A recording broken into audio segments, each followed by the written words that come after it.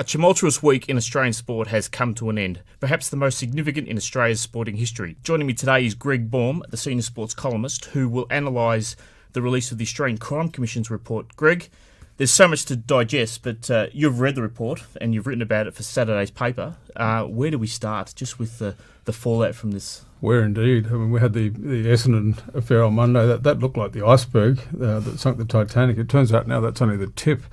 But the two are linked, and this report sort of goes into some detail and a lot of generalities about just about every misdemeanour you can imagine that sports people could get up to, or people around sport could get up to. And it says essentially that the corruption within Australian sport and the links of organised crime reaching into Australian sport are both far greater than anyone could have previously imagined. It's a cocktail of the lot, really. But understandably, it doesn't go into a great deal of detail. That's obviously for certain eyes only. While the ACC begins or continues its investigation, you would hope and imagine out of it that within a very near foreseeable future that there will be prosecutions and there will be movement. As you say, there are a lot of generalities, and we talk about where we go from here. It really is a case, this is just the start of what should be an incredible journey. We don't know when the prosecutions will start. Inevitably, they will. Essendon, for one, may have been grateful that the report was actually released on Thursday. It took some of the heat away from them and exposed what were clearly problems being identified across sports and across individuals. Or alternately, it sort of magnified the heat because this is the Essendon investigation writ large.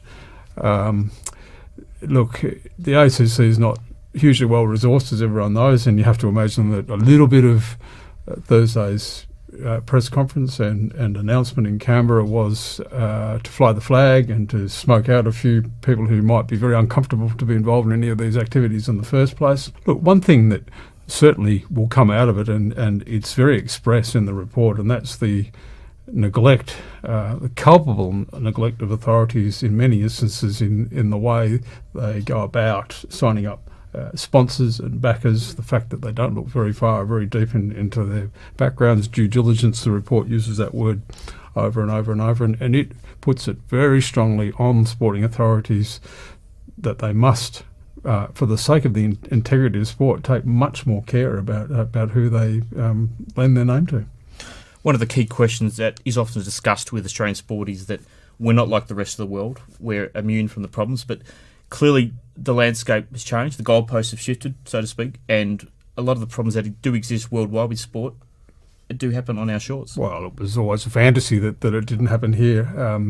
There is one worldwide currency, and that's money, and as soon as the sort of money that the rest of the world pays or pays to, but also gains from sport, was on the same scale here. It's reached the same scale here. It was as inevitable as night follows day that corruption was going to come with it. And you could add to that now, there are no real international boundaries. The internet's done away with those altogether. So Australia is now just an outpost of the global sporting empire, and whatever tickets we put on ourselves for being more virtuous than the rest of the world, well, we can strip those away now. This report strips them away. So a week ago, bodies such as the Australian Crime Commission and terms such as peptides may not have been part of the vernacular, but Greg, certainly they are much more commonly known now. Yeah, and we're going to hear a lot more about them in the next couple of years. So there you have it. This week's been all about the release of the ACC report. It's certainly going to keep journalists busy for months to come, and will provide plenty of discussion and analysis for Australian sport. Thanks for coming in, Greg Baum. Cheers. Good to be here.